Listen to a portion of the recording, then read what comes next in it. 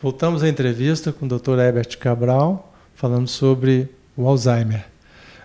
Dr. Herbert, no bloco anterior, o senhor deu um panorama da doença. Agora, como é feito o trabalho do diagnóstico, né? Bem, o diagnóstico da doença de Alzheimer, ele é neuropatológico. O que seria um diagnóstico neuropatológico? Eu teria que fazer uma biópsia do cérebro de uma pessoa, mandar para um patologista, e esse patologista vai dizer se tem as placas senis e os emaranhados neurofibrilares, que são características da doença. Essas duas palavrinhas que eu usei são alterações que ocorrem no tecido do cérebro, que são característicos da doença de Alzheimer. Podem aparecer em pessoas normais, mas aparecem em áreas cerebrais específicas e em quantidades específicas. Então, eu não consigo dar um diagnóstico definitivo de um paciente com Alzheimer. Por quê? Eu teria que fazer uma biópsia do cérebro de uma pessoa.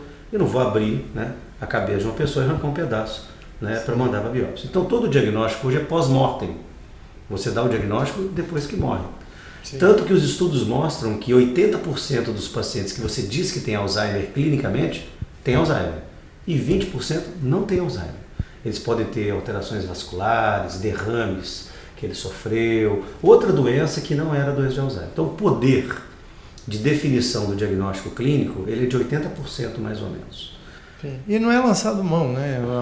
Boa parte das vezes, né? Como o senhor está dizendo. Né? Nós não utilizamos isso aí de rotina. Mas aí a tecnologia vem trazendo novos recursos. O diagnóstico, como eu disse, ele é clínico. Tem que ter uma perda de memória e de outra função cerebral progressiva, né?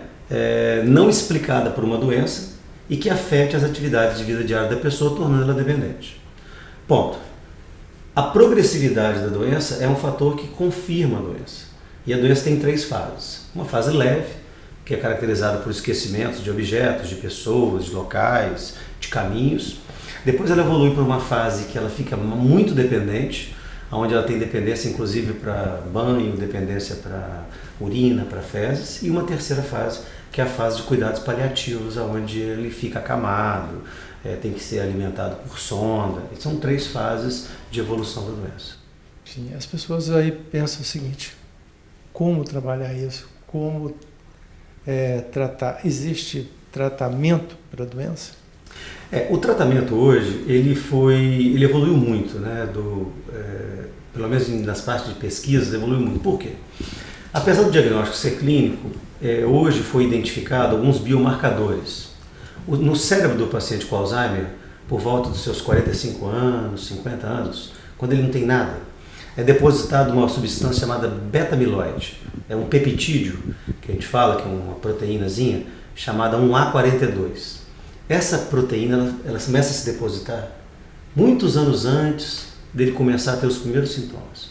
E criaram um marcador chamado PIB, que é um marcador proteico, que eu injeto na corrente sanguínea de uma pessoa com 45 anos de idade. Ela vai lá no cérebro, marca a região e já mostra que nas áreas de memória estão sendo impregnadas por esse biomarcador.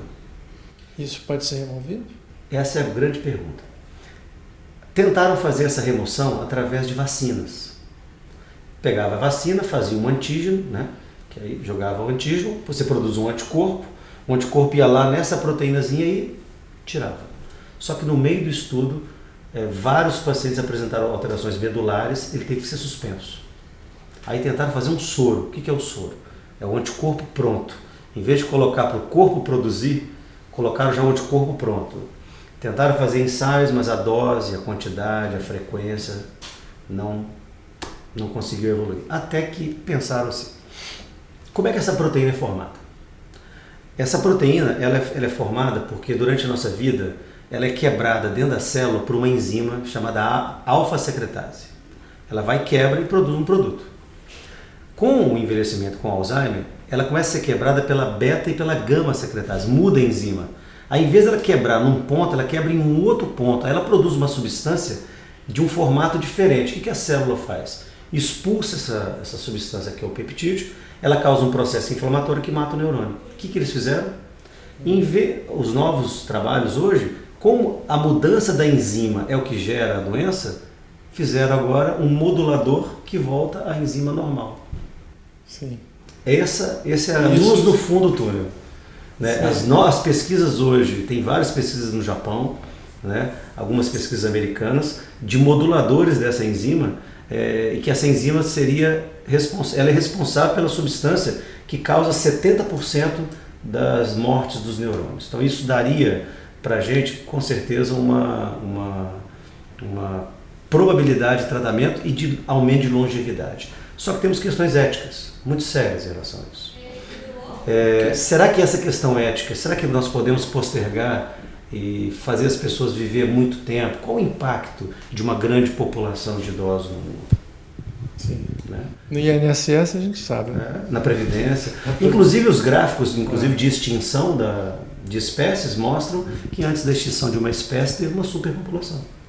Será que nós não estaríamos causando uma superpopulação? Não estou dizendo que isso é verdade ou mentira, mas são questões éticas que estão sendo discutidas. Esse tratamento, ele já é acessível? Não, esse tratamento é pesquisa. O tratamento hoje ele faz o quê? Ele bloqueia um neurotransmissor, deixando uma enzima, na verdade, que deixa um neurotransmissor mais tempo.